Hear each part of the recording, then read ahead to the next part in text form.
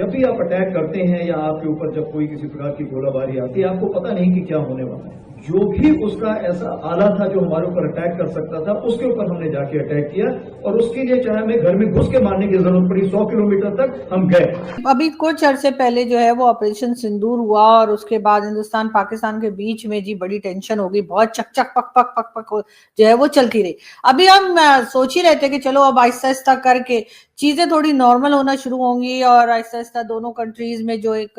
لڑائی تھی، ایک ناراضگی تھی، وہ شاید آہستہ آہستہ کچھ کم ہوگی، زندگی دوبارہ. افغانستان میں بھی وہ گڑبڑ کر رہے ہیں، ادھر انڈیا جو ہے وہ دھمکیاں دے رہا ہے، اور پھر ایک دوسرے کو ہیلپ کرنے کی کوشش کی جا رہی ہے. سو آئی تھنک اگر کوئی پالیسیز چینج ہوئی ہیں تو وہ افغانستان میں پالیسی چینج ہوئی ہے ٹورڈز پاکستان، اگریسو ہو گئے، اور ادھر انڈیا جو ہے is becoming very aggressive. Pakistan کی جو نیوی ہے وہ بھی اپنی ایکسرسائزز جو ہے وہ کرنے لگی ہے اگلے 3 دن کے اندر، یعنی کہ کل سے وہ سٹارٹ ہوں گی، 2 تاریخ سے سٹارٹ ہوں گی اور 5 تاریخ تک جائیں گی، اور اس میں سے کچھ ایریا جو ہے وہ ایکچولی اوور لیپ کر رہا ہے اور بالکل قریب قریب آ رہا ہے. جب بھارت ترشول نامی ایکسرسائزز پاکستان کے بارڈر پہ کر رہا ہے، اس وقت اس قسم کا ایگریمنٹ کرنے کا مقصد یہ ہے کہ بھارت کو ایڈوانٹیج دینا اور اسے مزید مضبوطی دینا. F-21 وہ طیارہ ہے جو کہ ہندوستان کے اندر بنانے کی تیاری کی جا رہی ہے. آپ کو اسکرین کے اوپر یہ نظر آ رہا ہے طیارہ. اب یہ لاکہیڈ مارٹن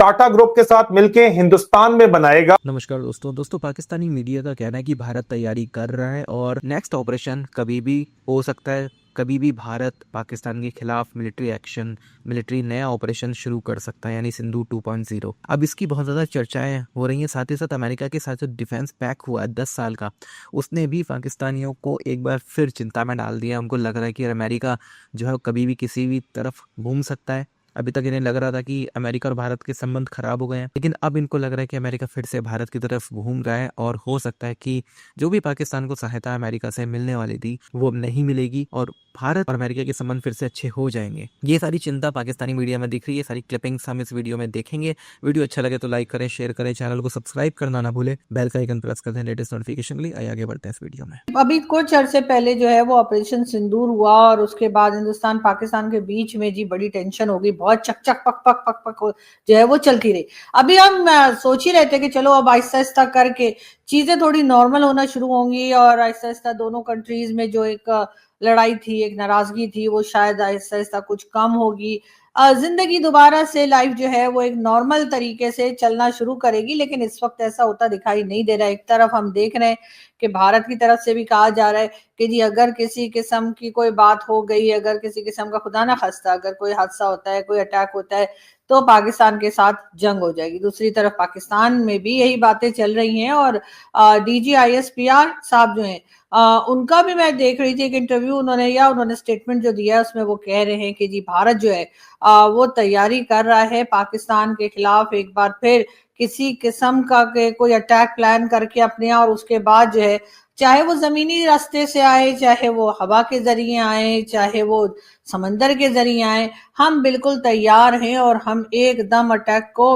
روکنے کے لیے یا جوابی اٹیک کے لیے تیار ہیں. بہرحال اس قسم کی باتیں جو ہیں وہ پاکستان میں چل رہی ہیں، پاکستان میں بار بار بتایا جا رہا ہے. دوسری طرف اگر ہم افغانستان کو دیکھیں تو افغانستان کو لے کر بھی کافی زیادہ ٹینشن ہے، اور افغانستان کی طرف سے بھی اٹیک پر اٹیک، نہ صرف یہ کہ ٹی ٹی پی کے چل رہے ہیں، روکے نہیں جا پا رہے، بلکہ ساتھ ہی ساتھ افغان گورنمنٹ کے ساتھ بھی پاکستان کی گورنمنٹ کی جو ٹینشن ہے وہ بڑھتی چلی جا رہی ہے. خیر اس قسم کی باتیں تو ہمیشہ سے چلتی ہی رہتی ہیں پاکستان میں. ہم نے تو کبھی یہ نہیں سنا کہ کبھی کسی نے یہ کہا ہو پاکستان کی، چاہے ملٹری اسٹیبلشمنٹ ہو، چاہے پاکستان کی گورنمنٹ ہو، کہ کسی نے کبھی اٹھ کر یہ کہا کہ نہیں جی نہیں، بھارت ہمارے اوپر کوئی اٹیک نہیں کرنے والا، ہم بڑے آرام سکون سے، ہمارے سارے پڑوسی ہم سے خوش ہیں، کوئی ہمارے اوپر حملہ کرنے نہیں آ رہا. ہم تو بچپن سے یہی سنتے آ رہے ہیں کہ جی بھارت اٹیک کر دے گا، بھارت کھا جائے گا، اور ابھی بھی کچھ اسی قسم کی باتیں جو ہیں وہ مسلسل ہمیں سنائی دی جا رہی ہیں یا بتایا جا رہا ہے. لیکن بہرحال بات ساری یہ ہے کہ اس وقت اس کی کے ساتھ ساتھ کچھ چیزیں اور بھی چل رہی ہیں پاکستان میں، جو یقیناً لوگ کہیں گے کہ جس کے ساتھ کوئی کنیکشن نہیں ہے، لیکن مجھے ایسا لگتا ہے کہ ان باتوں کا یہاں پر کنیکشن ہے. اور وہ اس طرح سے کہ جی کہا یہ جا رہا ہے کہ 27th امینڈمنٹ جو ہے وہ لائی جا رہی ہے، کانسٹیٹیوشن میں چینجز لائے جا رہے ہیں، اور اس کے ذریعے جتنے پروونس ہے پاکستان کے، ان کے پاس جو پاور ہے وہ پاور ان سے لی جا رہی ہے، یعنی وہ پاور ان کے پاس اب نہیں رہے گی. جو فیصلے وہ خود کیا کرتے تھے اپنے پروونس کو لے کر وہاں کے لوگ، اب وہ فیصلے نہیں کر پائیں گے. اسی طریقے سے جو بجٹ ہے اس کو لے کر بھی بار بار بات کی جا رہی ہے کہ جو ڈیفرنٹ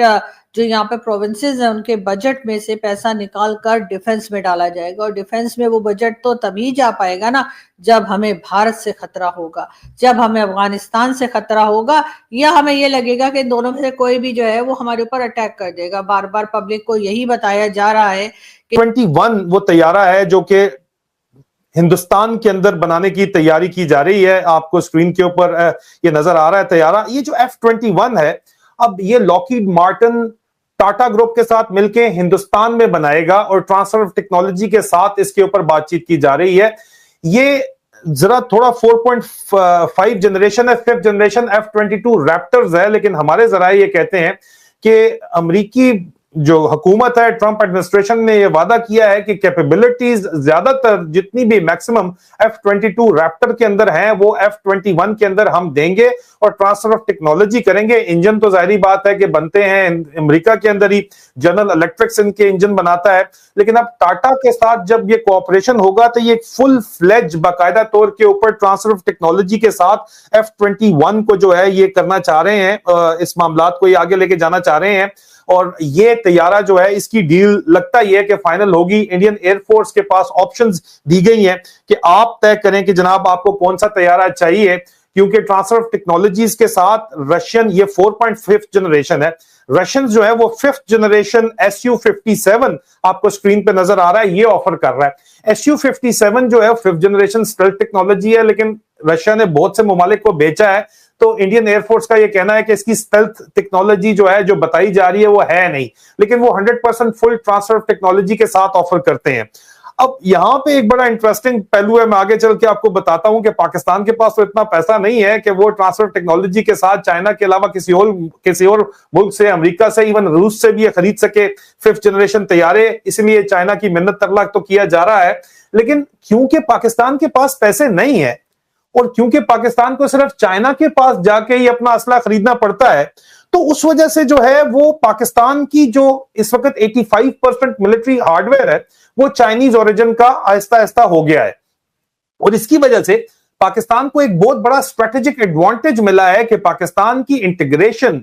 اسپیس ڈومین میں، ایئر ڈومین میں، لینڈ ڈومین میں، سی ڈومین میں اینڈ انٹیلیجنس ڈومین کے اندر مل کے جو ہے ایک کمپریہنسو کیپیبلٹی انٹیگریشن پاکستان کی ہائیلی ایڈوانسڈ ہوئی ہے، جس کی وجہ سے 4 دن کی جنگ میں جو بھارت کے جہاز گرے، جٹ گرے، اور ہندوستان کے اندر اس کی اکنالجمنٹ ہے. اور اسی لیے اب وہ جو بھی کام کرنا چاہتے ہیں وہ ٹرانسفر آف ٹیکنالوجی کے ساتھ کرنا چاہتے ہیں. انڈین ایئر فورس اس وقت 110 مزید 4.5 جنریشن طیارے لینا چاہتی ہے، لیکن کیونکہ پلان یہ تھا کہ رافیل ہی مزید آئیں گے، لیکن رافیل کا فرانس جو ہے وہ شیئر کوڈ جو ان کا سورس کوڈ ہے، اب سورس کوڈ اگر رافیل کا ہندوستان کے پاس ہوتا تو رافیل کے اوپر وہ اپنی مرضی کے میزائلز لگا سکتے